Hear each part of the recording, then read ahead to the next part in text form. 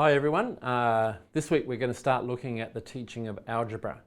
Now, algebra is one of the most important parts of the mathematics curriculum, but also one of the ones that can cause the most grief for teachers and students. So hopefully you can engage with some of these ideas, and in your tutes try and have a crack at some of the tasks you're given to develop new and different ways of teaching algebra. I'm pretty confident that most of you, when you went to school, would have done a whole pile of exercises out of textbooks. And of course, they're okay in part to help solidify and condense the knowledge you learn, but it's certainly not the heart of what algebra is about. So I want to start with this puzzle. Pick any number from 1 to 9. And if you need to, just stop the video at any point so you can keep up. Once you pick that number, subtract 5 from it.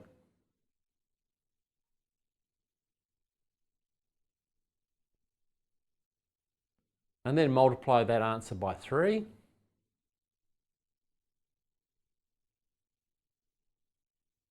Then square the number, which means times it by itself.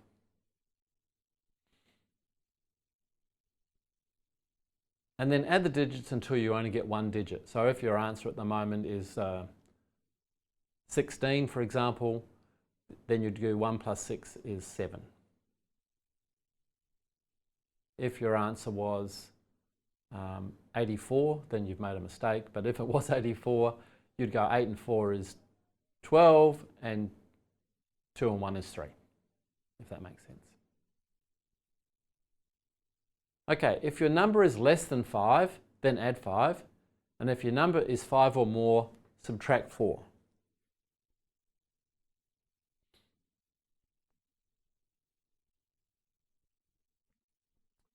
Then multiply by 2 and subtract 6.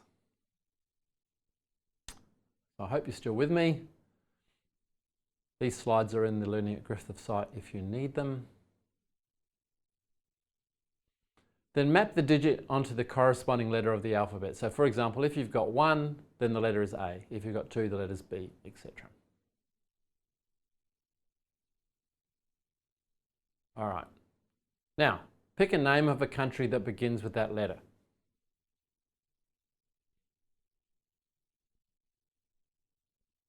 And once you do that, take the second letter of the country's name and think of a mammal that begins with that letter. Think of the colour of that mammal.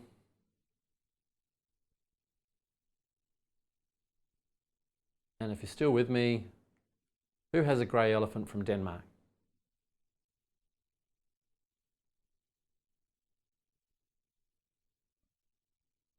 Okay, so here's the challenge for you. See if you can work out why that works.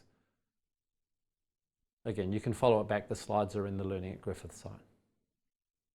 So why teach algebra? Is it interesting or useful? And to be honest, as someone who taught algebra for many, many years, I would say most of my students said no, it's not useful and it's not interesting. Where did they learn that? In my class. I taught them that it was dull and useless, which was never my intention, but certainly by the way I taught it and what I taught, that's what they learned. I remember one student saying to me, I used to think maths was all about numbers, and then it all became about letters and I was lost. This was a student in year 8. So why would they say that? And where do these ideas come from? And the truth is, and the unfortunate thing I have to face, is that that's what I taught them. It wasn't my intention to teach them that, but that's what they learned from being in my class.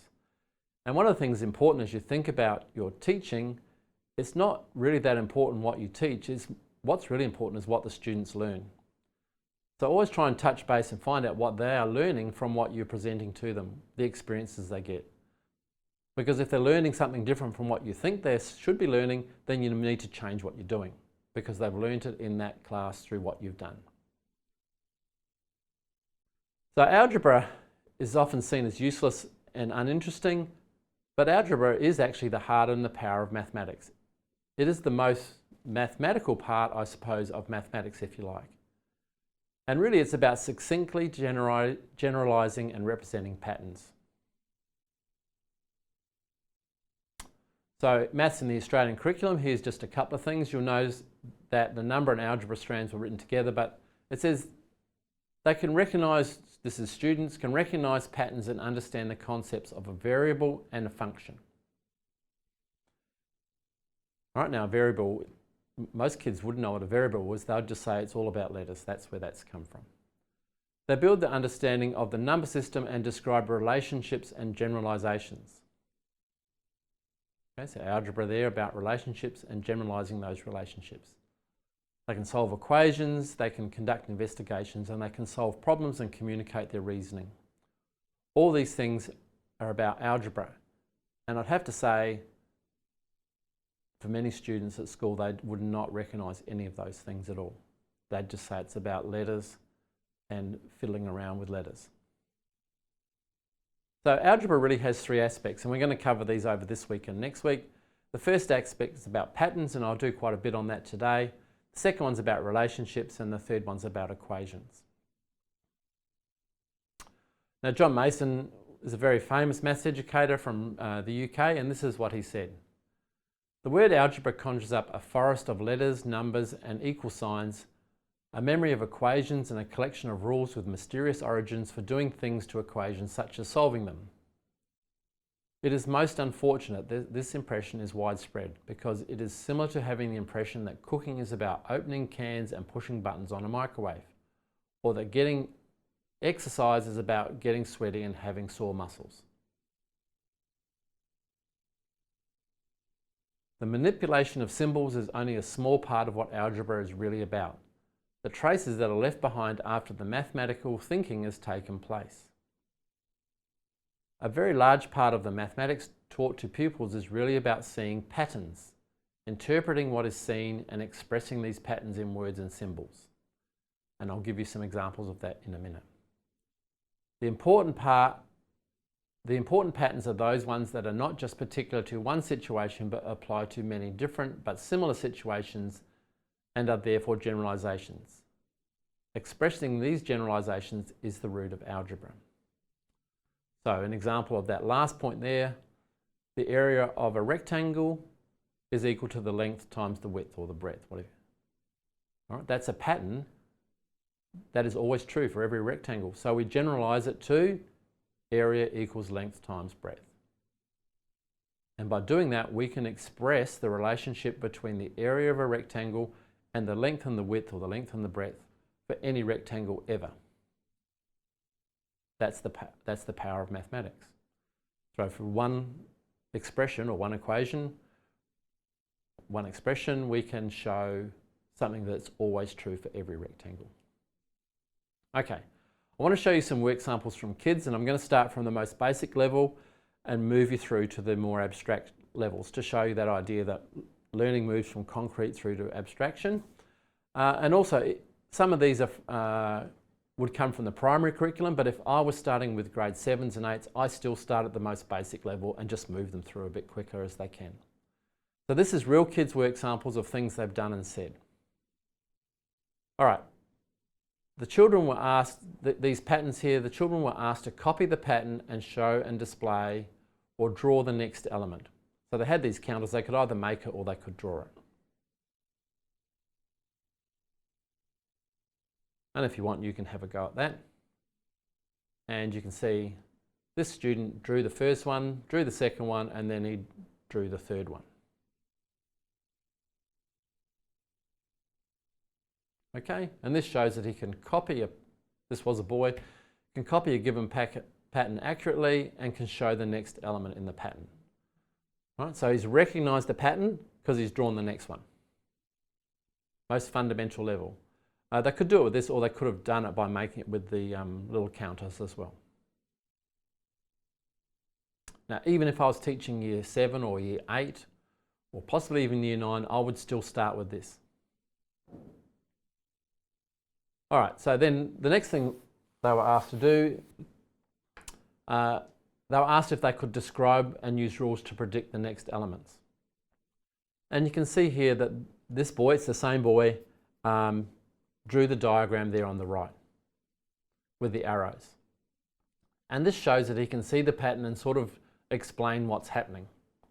Not entirely accurately or clearly with the arrows, He's possibly missed the one that goes to the top right hand corner there. But you can see generally he's got the idea. He said, and this is his writing, I put on 2 more red ones and then fill the space with the blue ones. All right, so first of all, he can see the pattern, he can continue the pattern, and now he can describe it in some ways. This is the foundation of trying to develop a pattern, an algebra of patterns. All right, and you can see it was systematic, and he could describe the difference between each one to a greater or lesser degree. So what will we do after that? Well, can you represent it in some way? And you can see that this now is quite a big step up. You can see here that, again, the same boy could do some systematic recording. And often encouraging them to use a table is a good way to do it. And in doing that, they can identify a pattern without drawing it. So what I mean by that is you can see the question had the first 2 patterns, 1 and 2. The boy then drew the 3rd one, and then he could predict the 4th one without actually drawing it. So again, you can see we're moving to something more abstract now. We don't have the counters there anymore, and now we don't even have the representation of them in pictures. We're trying to get them to predict and see a pattern. And then you can see in the bottom picture there, this is a different student. They look for the pattern. The red ones, which were the ones around the outside, you might remember, you can see he's recognised that it's gone up in 2s. And then the second one, you can see he's recognised it's gone up in 3, 5, 7 and 9. And you can see the second student's even gone to the 5th element to predict what the next one is by recognising the pattern rather than making it and drawing it again. So this is what we're trying to move them towards, away from the concrete materials and towards some recognition of the pattern and how to represent it in a more abstract way. If you get a student who's getting stuck, then I just encourage them to go back to the previous step and get the counters out again, or to draw the next one to see if they can do it, to count them. But then always trying to encourage them to move forward. Now at this point you might look at the ones for the blue and also recognise that these are the square numbers. And if I just go back, why would they be the square numbers? What shape do you see these counters are, the blue ones? Okay, you can see there, they're a square. And at this point, I remember with one of the students here, I had a discussion about it because he realised, oh, they're called square numbers because they're a square. Yeah, that's exactly right. That's where the name came from. Okay, so what's the next step after that?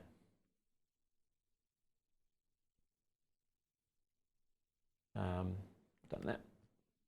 So the next thing we ask them is, what would be the 10th one in the pattern? What would happen if you had the 10th one? So you can see we started with the 1 and 2 we gave them. We asked them to draw the 3rd one. We then asked them to predict the 4th one and even the 5th one. And then we've made a jump because we want them to try and make a prediction about the pattern. We're trying to force them towards seeing a pattern and representing it as a rule. And you can see the student up there on the top said the 10th pattern will have 10 plus 10 plus 1 reds equal to 21. And then he said there'll be 10 by 10 blues equal to 100 blues. The second student said, I'm not sure if you can read it, it says if it was the 10th picture the number of reds would be 21 because you do 10 times 2 plus 1 equals 21. And the rule for the red, times the picture with the number with 2, then add plus 1. Okay, the rule, so if it's picture 10, you times it by 2 and plus 1. And at this point I asked them, well, where does that come from? And some of them couldn't say, but some of them would say, well, for the picture there's that number up the side. If it's the 10th one, there's 10 up the side, there's 10 at the bottom, and the 1 is the 1 in the corner. And the rule for blue is times the picture number with itself, or square it. And again, ask why that? Oh, it's a square number. Why is that? So they've looked back at the previous one and seen the pattern. And you can see here that they're moving towards much more abstract thinking. And this is the heart of algebra, being able to represent a pattern in a rule. So in this case, this student can give the rules for any element in a pattern. An element is just, is it the 10th one or is it the 30th one? And then use rules to work out the number for any given element in the pattern. Now again, these patterns are of no significance to the world. They're just ways of getting students to try and think and reason algebraically. And it's not that they can do each one of these things in turn, it's how do you help them move through to the more abstract representations. And that's why even if I had year 7, 8, 9 students, I would still start with the very first question with the counters and just try and move them through more quickly. Now, your challenge as a teacher is not to help them get each step on the way, but to help them move across, to see it by asking good questions, asking probing questions, trying them to so they can see what it is and then represent it in a different way. In the end, we don't want them still to have to use the counters. The idea is we move them to the rules and formulas, or the generalizations, which is the heart and the strength of algebra. And then the last thing we said, what about these patterns? And one student said, these are the odd numbers, so that's for the red ones on the side. These are the odd numbers. The rule for odd numbers is 2n plus 1. And at this point I said to them, is that a rule for all odd numbers or just for this pattern? And then they had to think about it for a while and they said, I think it's the rule for all odd numbers. And I said, what? Well, why do you think that is? And it took a little bit of prompting, but they got to the idea, well, 2 times a number will always be even, and then if you add 1, it makes it odd. Which is quite a powerful reasoning to do, and quite shows a great deal of algebraic thinking to try and get that generalization and what it means. The second thing they said was 1, 4, 9, 16, these are the square numbers, and the rule for square numbers is n squared. And again, this is a different student. We had the discussion, well, why do you call them square numbers? And again, the first time they'd ever seen, oh, okay, because you arrange them in a square. So you can see from this simple work sample how the important here is just trying to show you the progression through. And in the end, this is the point where we're trying to get them, and then we'll move on to more powerful and important representations. But the fact that kids can see this and understand it is quite a high level of mathematical thinking, and something that is capable of all learners in schools if we just sequence them and give them the right experiences and ask the right questions for them to do it. Because in the end, we want them to identify a rule for a pattern and use algebraic notation to express the rule.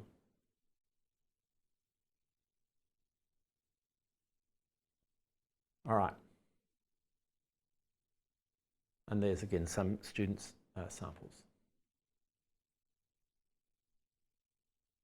And then lastly, I asked these students, some of the early ones finished early, they didn't get this far because they were only grade 4 students, but some of the older ones, we'd then ask them, okay, well, how many blue counters would be used in the pattern that use 53 red counters?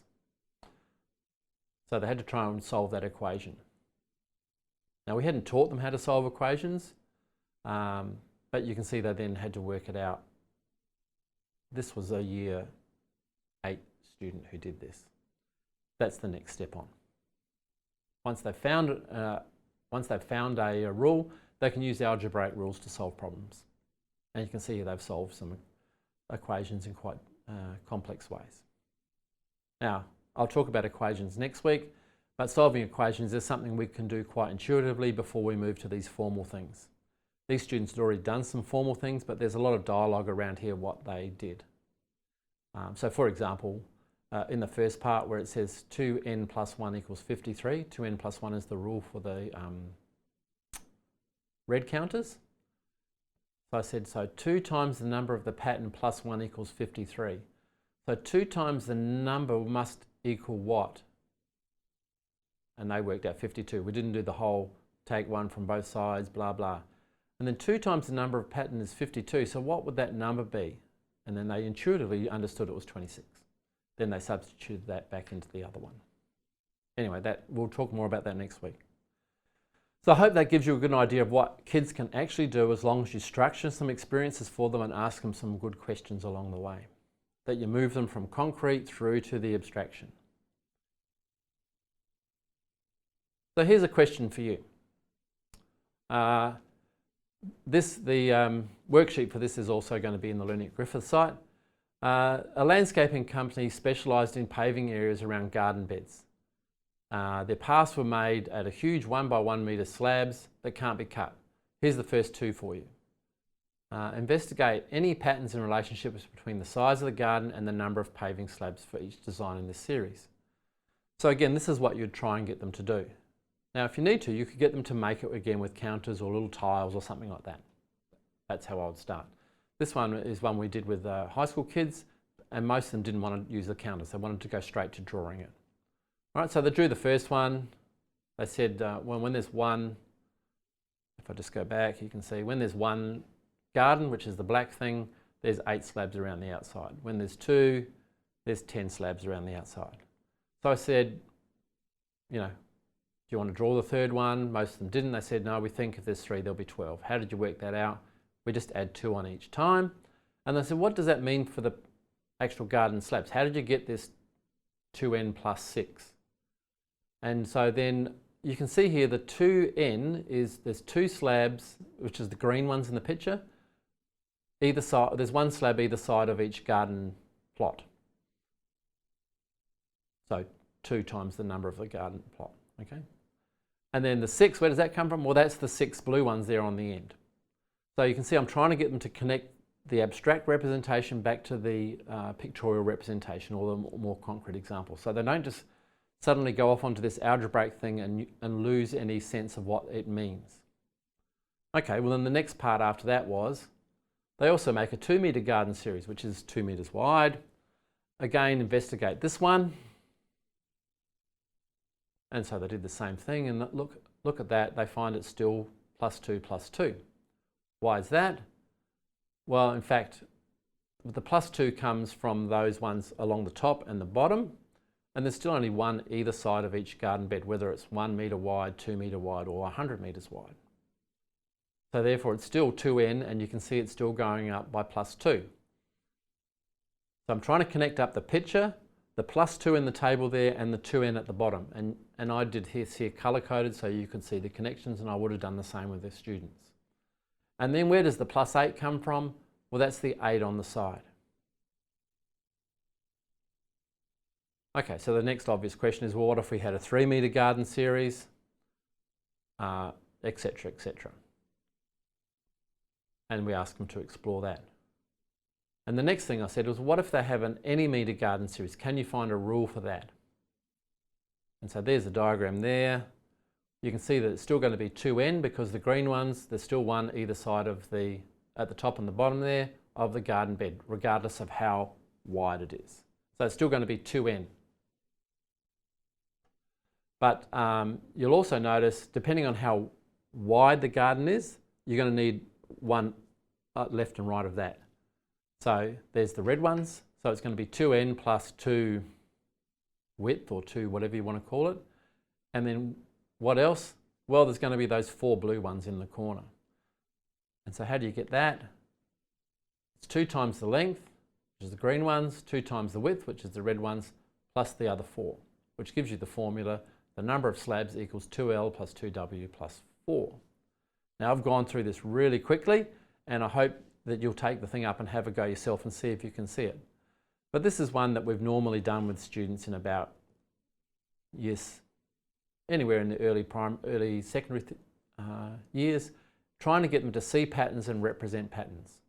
So what I've tried to show you through this video is how you start with a concrete thing where there's a pattern, and then trying to get them to represent that pattern. There's a gazillion examples of those questions in the curriculum, in books that'll be in schools, in textbooks even, which you can pull out and do this way, on the internet, wherever you like. But the question is, you need to, how do you make the students see it? All right, so learning that the number of slabs equals 2L plus 2W plus 4 means absolutely nothing. No one cares. It's the processes that they get of being able to represent a pattern in this way, which is really powerful.